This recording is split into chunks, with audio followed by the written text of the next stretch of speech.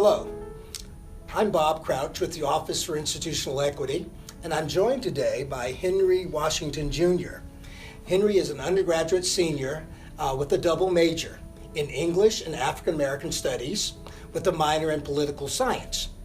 He's also a former vice president and president of the Black Student Alliance. He's a member of the Diversity and Inclusion Task Force, and he's also the recent recipient of the 2017 Samuel Du Bois Cook Service Award. And so, welcome, Henry. What has been your experience, I would say, of diversity, inclusion, belonging, your time here at Duke? What has that experience been like? Yeah, so I both think about tokenization, and then I also think about imposter syndrome. Right, so there's this interesting interplay where first coming to Duke, it was visible to me when I had classmates who felt that I was, not as deserving perhaps as they were to have the opportunity to be a student at Duke. It's the subtleties where you would group yourselves together in a lab portion of, a natural science course or a quantitative studies course, and you could sense just by the way that students group themselves that there were judgments being made about the intellectual capacities of students of color. And then also kind of the experience of being expected in certain coursework to represent a perspective that was holistic.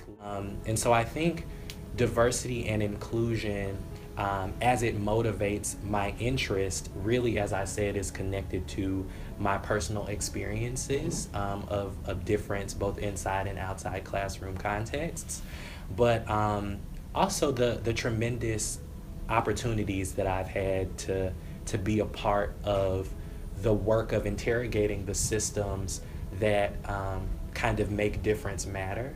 And so I think I want to emphasize that it hasn't just been the negative experiences that I've had, but also a really empowering set of opportunities to make a difference in the way that my identity affected me personally.